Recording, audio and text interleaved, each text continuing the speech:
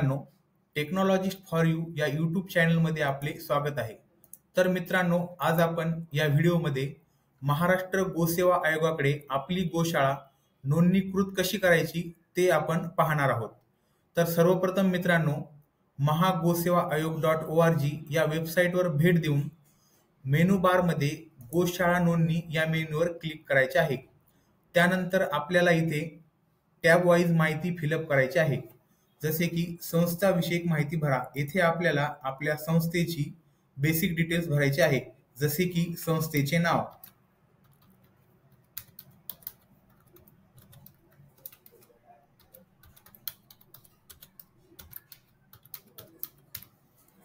त्यानंतर मित्रांनो येथे आपण इंग्लिशमध्ये नाव टाकल्याच्या नंतर बाहेर क्लिक केल्याच्या नंतर ते आपोआप मराठीमध्ये कन्वर्ट होईल.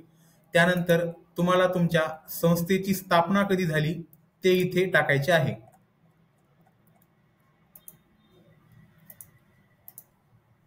त्यानंतर मित्रांनो तुम्हाला इथे तुमचा दूरध्वनी क्रमांक टाकायचा आहे.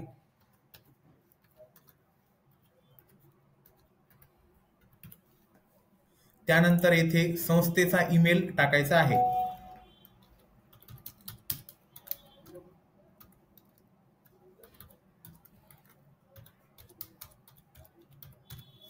त्यानंतर मित्रांनो येथे तुम्हाला तुमच्या संस्थेचा संपूर्ण पत्ता टाकायचा आहे.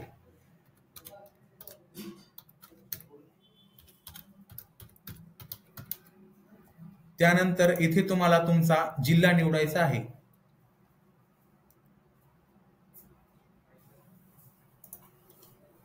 त्यानंतर मित्रांनो येथे तुम्हाला तुमचा तालुका निवडायचा आहे. त्यानंतर तुम्हाला येथे संस्थेच्या सदस्यांची माहिती भरायची आहे. इथे सदस्य संख्या आहे. इथे तुम्ही तुमच्या गोशाळेमध्ये जेवढे सदस्य आहेत त्यांची संख्या इथे टाकू शकता. जसे की मी 2 टाकत आहे. आणि मित्रांनो सदस्यांची संख्या टाकताना तुम्हाला अध्यक्ष आणि सचिव हे 2 फील्ड कंपल्सरी आहेत. इथे तुम्हाला तुमच्या सदस्यांचे नाव टाकायचे आहे.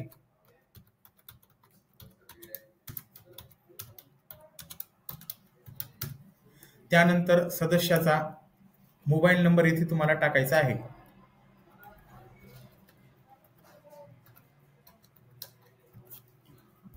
त्यानंतर येथे सदस्याचा ईमेल आयडी टाकायचा आहे. त्यानंतर तुम्हाला तुमच्या गोशाळेतील दुसऱ्या सदस्यांचे नाव येथे टाकायचे आहे.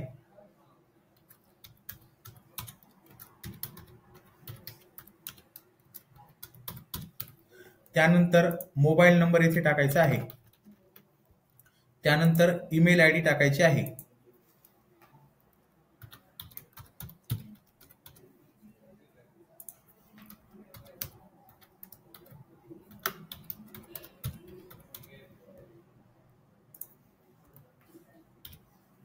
त्यानंतर मित्रांनो तुम्हाला तुमच्या संस्थेतील कर्मचाऱ्यांची माहिती येथे भरायची आहे. तुमच्या गोशाळेमध्ये जेवढे कर्मचारी असतील तेवढ्यांचा तुम्हाला येथे काउंट टाकायचा आहे. जसे की मी इथे 1 टाकत आहे. बाहेर क्लिक केल्याच्या नंतर तुम्हाला येथे तुमच्या संस्थेतील कर्मचाऱ्याचे नाव टाकायचे आहे. त्यानंतर कर्मचाऱ्याचा मोबाईल नंबर तुम्हाला येथे टाकायचा आहे. त्यानंतर ईमेल आयडी टाकायची आहे.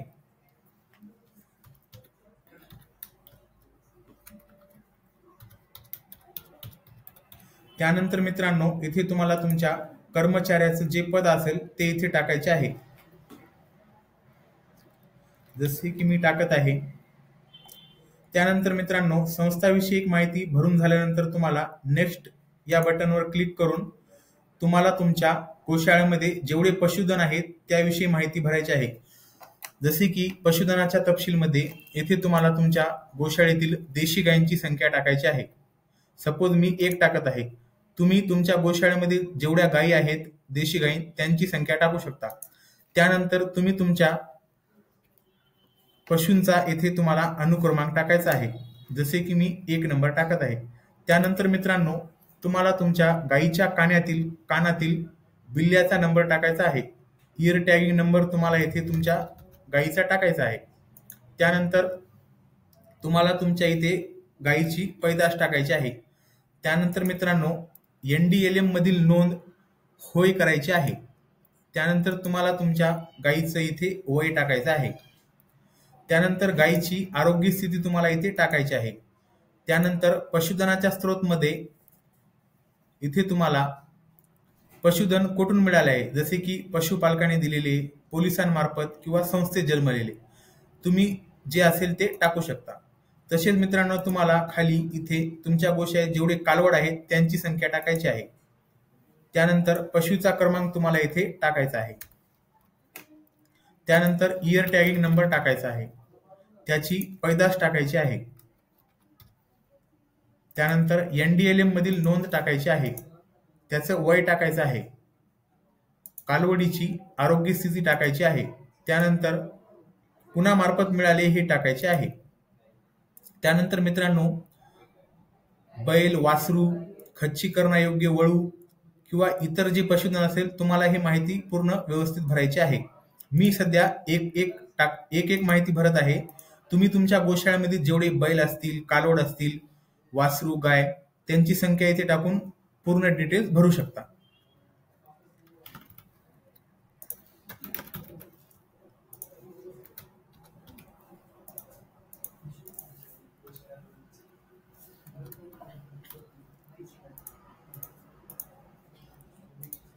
मित्रांनो असे तुम्हाला इथे तुमची व्यवस्थित माहिती भरायची आहे.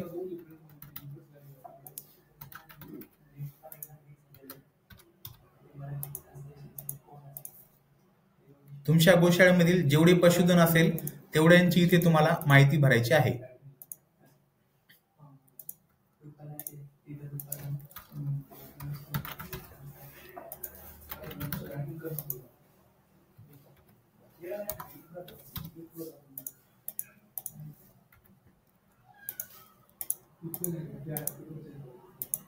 त्यानंतर मित्रांनो जर तुमच्या गोशाळेमध्ये ह्याच्या व्यतिरिक्त काही इतर पशुधन असेल त्याची पण माहिती तुम्ही इथे भरू शकता.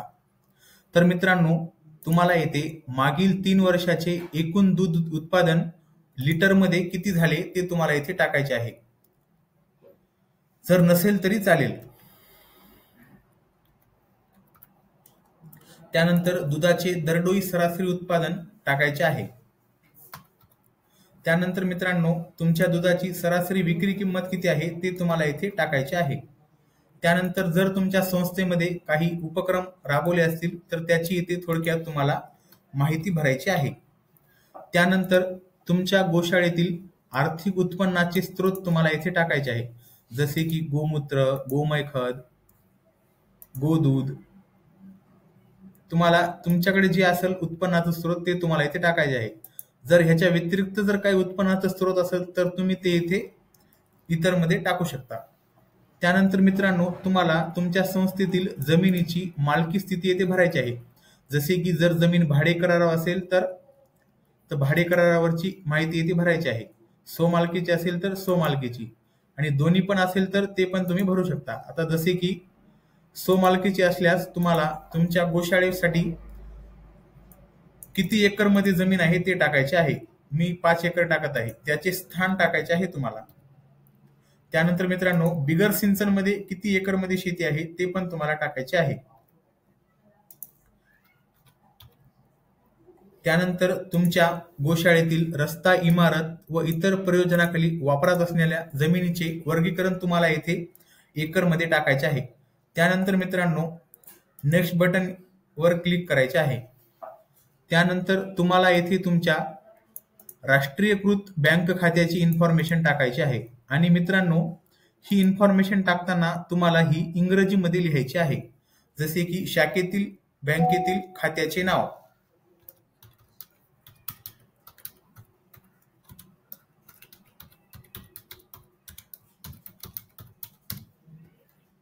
त्यानंतर तुमच्या खात्याचा क्रमांक. त्यानंतर तुम्हाला तुमच्या बँकेचे नाव येथे टाकायचे आहे. त्यानंतर बँकेची शाखा तुम्हाला येथे टाकायची आहे. त्यानंतर तुमच्या बँकेचा IFSC क्रमांक तुम्हाला येथे टाकायचा आहे.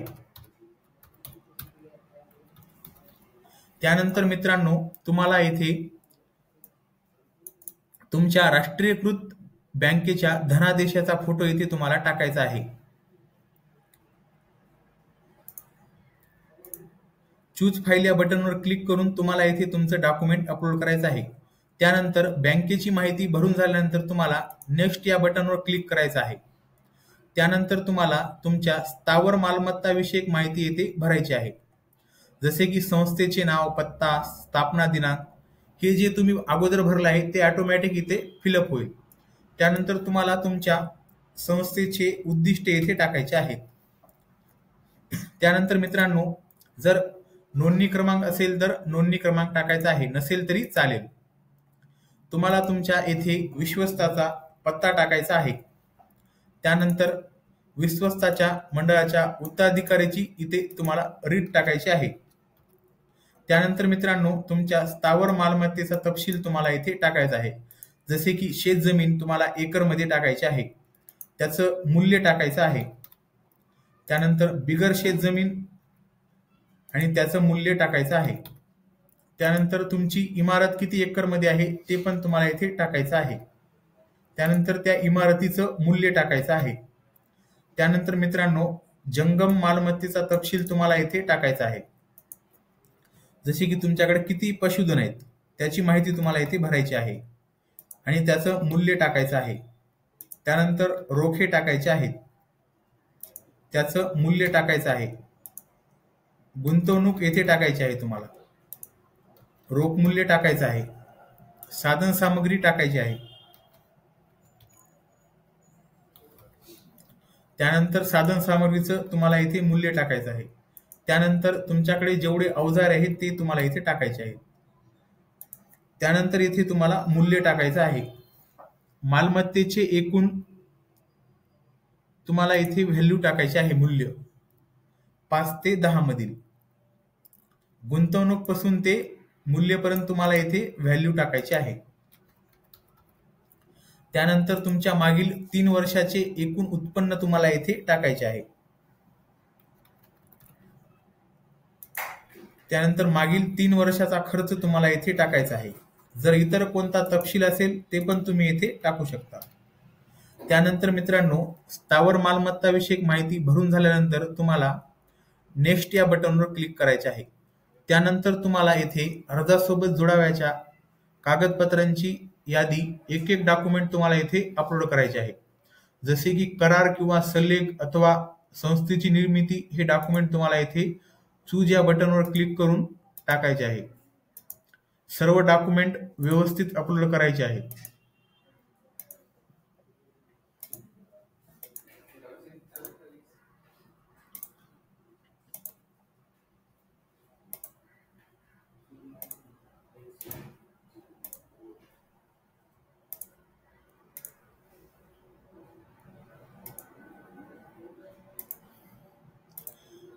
त्यानंतर मित्रांनो, तुम्हाला फॉर्म सबमिट करण्याच्या अगोदर प्रिंट काढा या बटनवर क्लिक करून तुम्हाला तुमच्या फॉर्मची प्रिंट काढायची आहे. जे तुम्ही माहिती फॉर्ममध्ये भरली आहे ते ऑटोमॅटिक या प्रिंटमध्ये येईल. त्यानंतर मित्रांनो, तुम्हाला तुमच्या संस्थेच्या प्रमुखाची स्वाक्षरी, नाव, सिक्का आणि मोबाईल नंबर टाकून तुम्हाला प्रिंट काढल्यानंतर ही पूर्ण माहिती भरायची आहे. त्यानंतर प्रिंट काढल्यानंतर तुम्हाला त्या प्रिंटवर तुमच्या संस्थेच्या अध्यक्षाची सही, शिक्का टाकायचा आहे. त्यानंतर स्वाक्षरी केलेला नमुना इथे तुम्हाला ते प्रिंट काढलेलं अपलोड करायचं आहे.